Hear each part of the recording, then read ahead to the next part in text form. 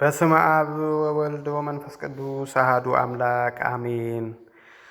እንኳን ወደዚህ ቻናል በሰላም መጣችሁ። ይህን ቻናል ሰብስክራይብ በማድረግ ላይክ በማድረግ እንድትተባበሩን በትህትና እንጠይቃለን። መዝሙረ ዳዊት ምዕራፍ 31 ሕግ መተላለፉ የቀረችለት ኃጢአቱም የተሰረየችለት ምስጉን ነው። እግዚአብሔር በደሉን የማይቆጥርበት በመንፈሱም ሽንገላ የሌለበት ሰው ምስጉን ነው። ሁልጊዜ ከመጮሄ የተነሳ ዝም ባልሁ ጊዜ አጥንቶቼ ተበላሹ።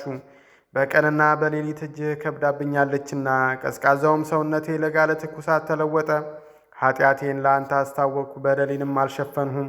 ለእግዚአብሔር መተላለፌን እነግራለሁ አልሁ፣ አንተም የልቤን ኃጢአት ደመሰስልኝ። ስለዚህ ቅዱሱ ሁሉ በምቹ ጊዜ ወደ አንተ ይለምናል፣ ብዙ የጥፋት ውሃም ወደ እርሱ አይቀርብም። አንተ ለእኔ መሸሸጊያዬ ነህ፣ ከጭንቅም ታወጣኛለህ። ከከበቡኝ ታድነኝ ዘንድ መመኪያዬ ነህ። አስተምርሃለሁ፣ በምትሄድበትም መንገድ እመራሃለሁ። ወደ አንተ እንዳይቀርቡ ዓይኖቼ አንተን ይመለከታሉ። በልባብና በልጓም ጉንጫቸውን እንደሚለጉሟቸው ማስተዋልም እንደሌላቸው እንደ ፈረስና እንደ በቅሎ አትሁኑ። በኃጢአተኛ ብዙ መቅሰፍት ይታዘዝበታል፣ በእግዚአብሔር የሚታመነውን ግን ምሕረት ይቅርታ ይደረግለታል። ጻድቃን ሆይ ደስ ይበላችሁ፣ ሐሴትንም አድርጉ፣ ልባችሁም የቀና ሁላችሁ እልል በሉ። ምዕራፍ 32 ጻድቃን ሆይ በእግዚአብሔር ደስ ይበላችሁ፣ ለቅኖች ምስጋና ይገባል። እግዚአብሔርን በመሰንቆ አመስግኑት፣ 10 አውታርም ባለው በገና ዘምሩለት፣ አዲስ ቅኔንም ተቀኙለት። በእልልታም መልካም ዝማሬን ዘምሩ። የእግዚአብሔር ቃል እውነት እንደሆነ ሥራውም ሁሉ የታመነ ነውና ጽድቅንና እውነተኛ ፍርድን ይወዳል። የእግዚአብሔር ቸርነት ምድርን መላች። በእግዚአብሔር ቃል ሰማዮች ጸኑ፣ ሰራዊታቸውም ሁሉ በአፉ ውስጥ ትንፋስ ተገኙ። የባሕርን ውሃ እንደ ረዋት ይሰበስበዋል፣ ቀላዮችንም በመዝገቦች ያኖራቸዋል። ምድር ሁሉ እግዚአብሔርን ትፍራው፣ በዓለም የሚኖሩ ሁሉ ከእርሱ የተነሳ ይደንግጡ። አንድ ጊዜ ተናግሯልና ተከናወኑ፣ እርሱም እንዳዘዘ ጸኑ። እግዚአብሔር የአሕዛብን ምክር ያጠፋል፣ ሐሳባቸውንም ይበትናል። የእግዚአብሔር ምክር ግን ለዘላለም ይኖራል፣ የልቡም ሐሳብ ለልጅ ልጅ ይተላለፋል። እግዚአብሔር አምላኩ የሚሆንለት ሕዝብ ምስጉን ነው፣ እርሱ ለርስቱ የመረጠው ሕዝብ ይሆናልና። እግዚአብሔር ከሰማይ ተመለከተ፣ የሰውንም ልጆች ሁሉ አየ። እርሱ ብቻውን ልባቸውን የሠራ ሥራቸውንም ሁሉ የሚያስተውል ከማደሪያው ቦታ ሆኖ በምድር ወደሚኖሩ ሁሉ ተመለከተ። ንጉሥ በሠራዊቱ ብዛት አይድንም፣ ኃያልም በኃይሉ ብዛት አያመልጥም። ፈረስም ከንቱ ነው አያድንም፣ በኃይሉም ብዛት አያመልጥም። እነሆ የእግዚአብሔር ዓይኖች ወደሚፈሩት ናቸው፣ በምሕረቱም ወደሚታመኑ፣ ነፍሳቸውን ከሞት ያድን ዘንድ በራብም ጊዜ መገባቸው ዘንድ ይመለከታል። ሰውነታችን እግዚአብሔርን ተስፋ ታደርጓለች፣ ረዳታችንና መጠጊያችን እርሱ ነውና። ልባችን በእርሱ ደስ ይለዋል፣ በቅዱስ ስሙ ታምነናልና። አቤቱ በአንተ እንደመታመናችን ምሕረትህ በላያችን ትሁን። ምዕራፍ 33 እግዚአብሔርን ሁልጊዜ ባርከዋለሁ፣ ምስጋናውንም ዘወትር ባፌ እናገራለሁ። ነፍሴ በእግዚአብሔር ትከብራለች፣ ደጋጎችም ሰምተው ደስ ይላቸዋል። እግዚአብሔርን ከእኔ ጋር ታላቅ አድርጉት፣ በአንድነትም ስሙን ከፍ ከፍ እናድርግ።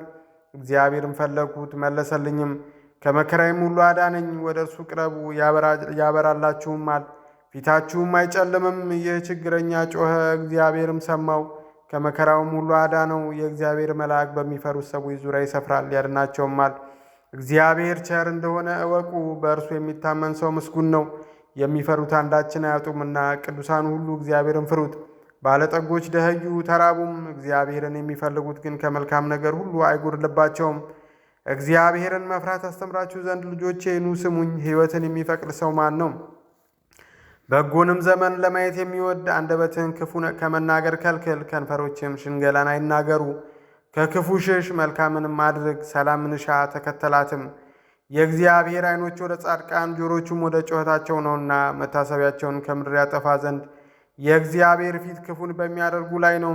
ጻድቃን ጮኹ፣ እግዚአብሔርም ሰማቸው፣ ከመከራቸውም ሁሉ አዳናቸው። እግዚአብሔር ልባቸው ለተሰበረ ቅርብ ነው፣ መንፈሳቸው የተሰበረውንም ያድናቸዋል። የጻድቃን መከራቸው ብዙ ነው፣ እግዚአብሔር ግን ከሁሉ ያድናቸዋል። እግዚአብሔር አጥንቶቻቸውን ሁሉ ይጠብቃል፣ ከእነርሱም አንድ ስንኳ አይሰበርም። ኃጢአተኞችን ክፋታቸው ያጠፋቸዋል፣ ጻድቃንንም የሚጠሉ ይጸጸታሉ።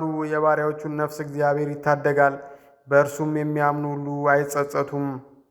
ምዕራፍ 34 አቤቱ የሚበድሉኝን በድላቸው፣ የሚዋጉኝንም ተዋጋቸው። ጥሩርና ጋሻ ያዝ፣ እኔንም ለመርዳት ተነስ። ሰይፍህን ምዘዝ፣ የሚያሳድዱኝንም መንገዳቸውን ዝጋ።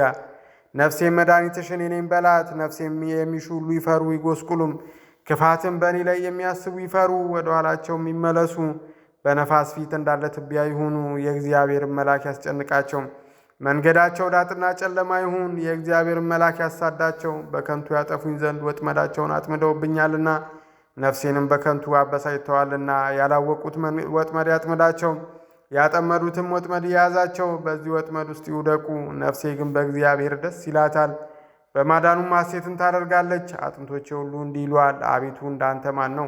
ችግረኛውን ከቀማኛ እጅ፣ ምስኪኑንና ድሃውንም ከነጣቂ እጅ ታድነዋለህና። የሐሰት ምስክሮች ተነሱብኝ፣ የማላውቀውንም በእኔ ላይ መሰከሩ። ስለ በጎነቴ ክፋት መለሱልኝ፣ ነፍሴንም ተስፋ አሳጧት። እኔስ እነርሱ በታመሙ ጊዜ ማቅ ለበስሁ፣ ነፍሴንም በጾም አደከምኋት። ጸሎቴም ወደ ብብቴ ተመለሰ። ለወዳጄና ለወንድሜ እንደማደርገው አደረግሁ፣ ለእናቱም እንደሚያለቅስ ራሴን ዝቅ ዝቅ አደረግሁ። ግፈኞች በእኔ ላይ ተሰበሰቡ፣ ደስም አላቸው። እኔ ግን አላወቅኩም። ተነጣጠቁኝ፣ አልተውኝምም። ፈተኑኝ፣ በሳቅም ዘበቱብኝ፣ ጥርሳቸውንም በእኔ ላይ አንቀጫቀጩ።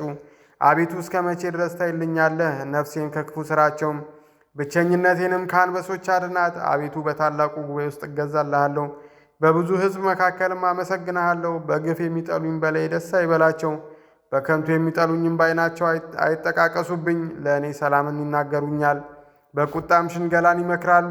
አፋቸውንም በእኔ ላይ ያላቀቁ። እሰይ እሰይ ዓይናችን አየው ይላሉ። አቤቱ አንተ አየኸው፣ ዝም አትበል።